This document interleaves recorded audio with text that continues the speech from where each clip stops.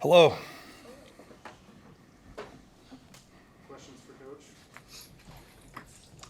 Just from an execution standpoint, what really jumped out for game one for you guys? I think our operation, although it needs to improve, was steady. It was good, getting people on and off. We didn't have really any issues getting people on and off the field. I think from a penalty standpoint, we were good with procedure penalties that slow you down and get you off schedule.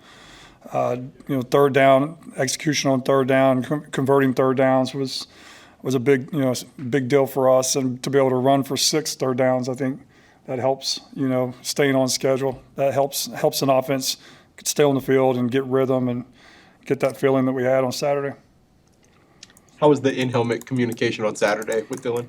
We've been doing it since last spring, so it's nothing new. I mean, it becomes just the way that we communicate every day. We do it every day in practice, every single period, every single scrimmage. So there's no issues as far as the communication. Now, electrical and internet, that could probably jump up and get us at some point, but so far so good. What do you think about the silent iPads and how beneficial that was? I think it was great. In the NFL we had them, but it's just a still picture. You're able to just literally being in the box, you're connected to the Ethernet, and so you instantaneously get it once the whistle blows. A second goes by, and there it is, and you can see kind of what's happening. And I think it helped us, just improve as the game went on. It's not as much about what the player is doing as much as, hey, they're doing this. This is how we need to react to have more success.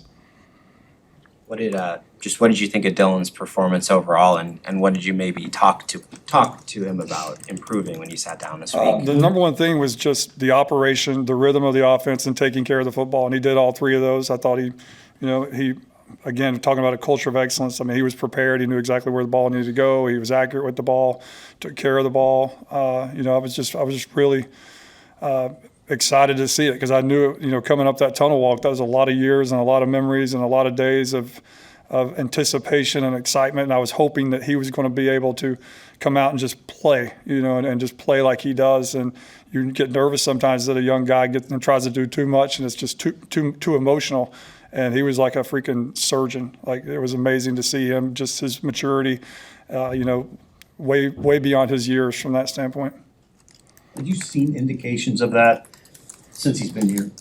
I have, and you can't help but feel it. Like, when he walks in a room, he's got a little different feeling about him. But again, just scrimmages and practices, I've seen in 20 years of coaching. You turn the lights on at a game, people start to change and do weird things, and he didn't do that. If anything, he became more focused. As scary as that is, so I thought he got off to a really good start. And there's always things that we can all improve on.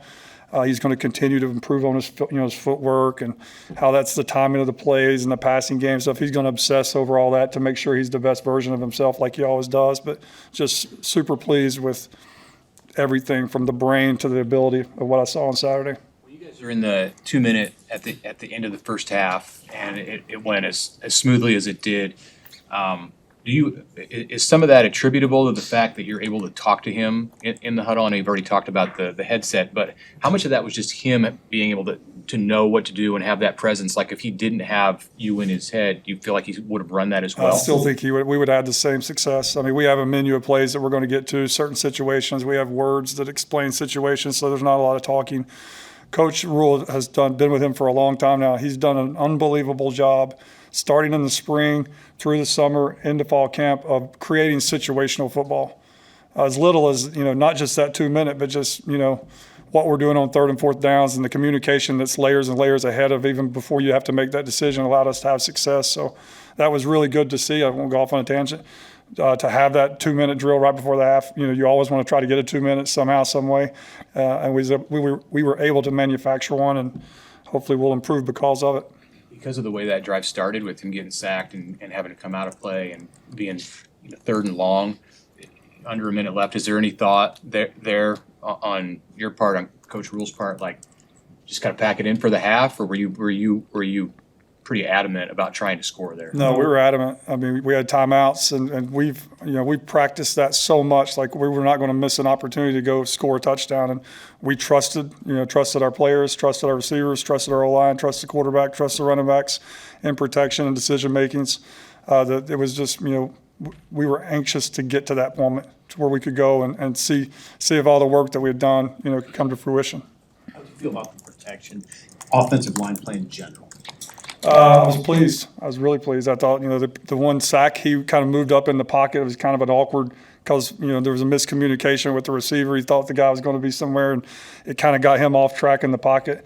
But other than that, I thought they did a tremendous job, with Dylan's help of, just making sure we're moving in the right direction to the right people that are rushing to make sure that we can get that protection.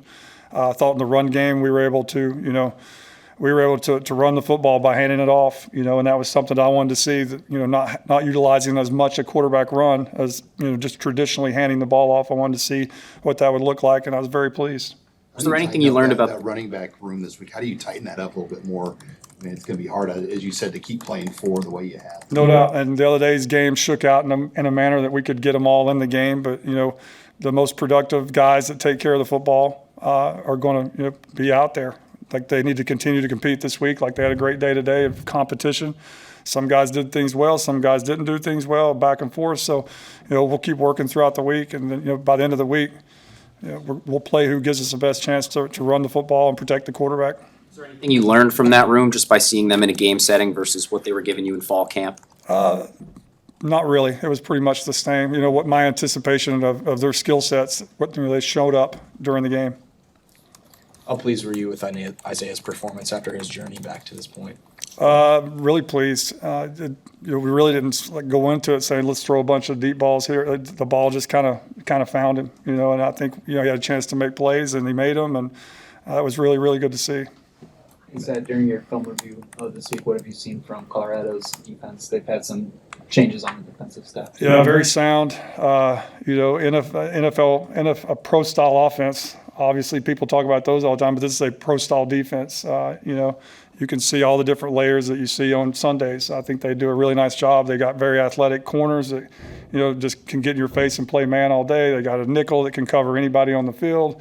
They got two safeties. One safety, obviously, that plays in the middle of the field is really physical. The other safety is athletic, covers guys, does a really nice job. I think they're talented up front, big, long guys that can rush the quarterback, that cause issues, setting the edges in the run game and rushing the passer in the passing game. So that on top of, their system of how they play football, it's going to be an issue. So we've got to have a nice week of preparation as coaches and players to make sure that we're executing at the highest level come Saturday night.